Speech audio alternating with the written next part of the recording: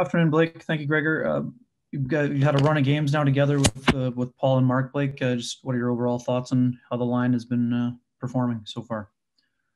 Yeah, really. I mean, it's been great. I think we've spent the bulk of our time, on the offensive zone. I think having Stas on the left wing. I mean, he's just such a steadying presence for our line.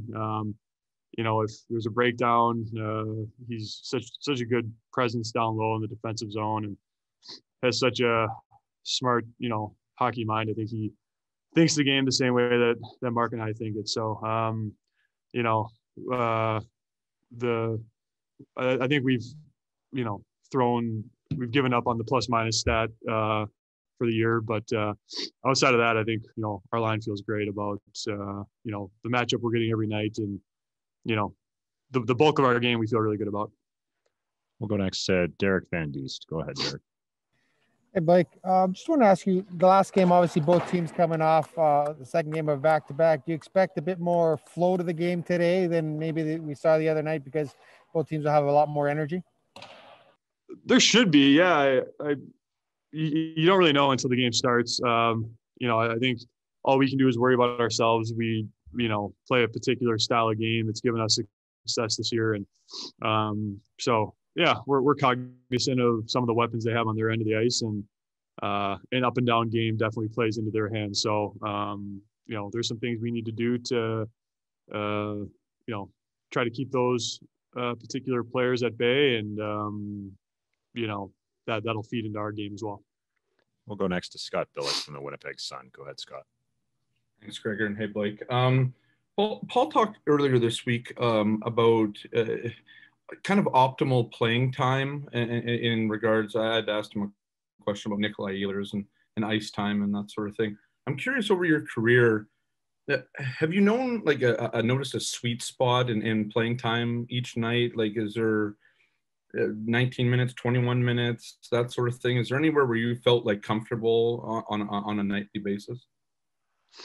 I think that's, it's, to answer your question, probably, in the 18 to 20 minute mark is ideal, because then you have everyone involved in the game. I think with how deep our lineup is, our forward lines are, it's really important for us to get all four lines, involved in the game. Our line is, our job is, we've been playing predominantly against, the other team's top lines and their top defensive pairings. And, when we're at home, Paul's able to use, Adam Lowry's line in that fashion as well. He can try to, choose some minutes off of some of the top players in the other line. And then, you see, Nikki and Kyle and Doobie, their matchup, and they're having a ton of success doing that at home. So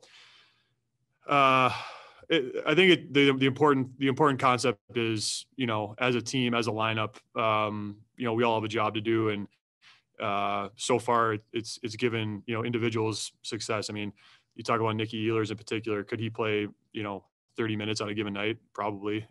But it's the way that Paul's able to run the bench right now. It's giving guys like Nicky an opportunity to have a ton of success right now. We'll go next to Kelly Moore from CJOB. Go ahead, Kelly.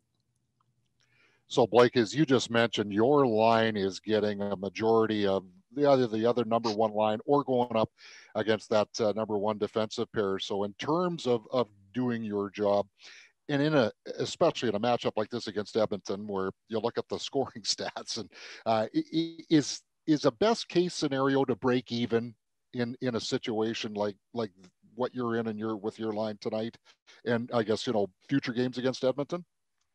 You can't look at it like that. When you're playing against a guy who's on track to have 100 points in 50 some games, there's going to be some minuses that he's going to toss out to some people. So like I said, our game the other night,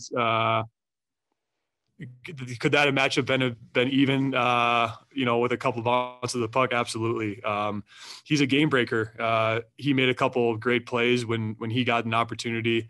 And so to answer your do we go into a matchup saying, hey, we want to break even? I mean, you can't play the game that way. I think, we're 3 offensive players and, you know, have had a track record in the league of being responsible defensively as well. So, you know, we're trying to play the game 200 feet, certainly trying to make it so that he has to come as far as he has to get those scoring chances. But I mean, we're trying to score on our end too. And, you know, if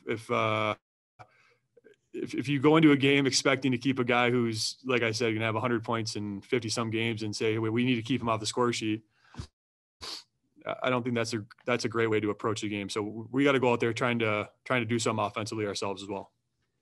Go next to Mike McIntyre from the Winnipeg Free Press. Go ahead, Mike. Afternoon, Blake. Just want to ask you about the state of the Canadian division here. As you guys are past the midway point, things seem to be really tightening up. You got teams like Calgary and Vancouver kind of clawing their way back into the playoff race. I mean, what do you make of, I guess, the current state of it and what it means for these last 7 weeks now of the regular season?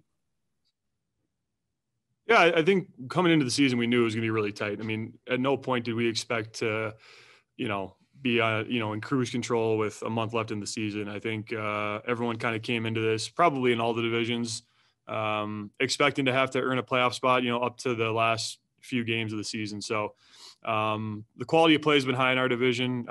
There's no nights off. Everyone's playing hard, and, you know, certainly with coming into the second half of the season, it's just going to get all that much tighter. So going to be some exciting hockey coming down the stretch.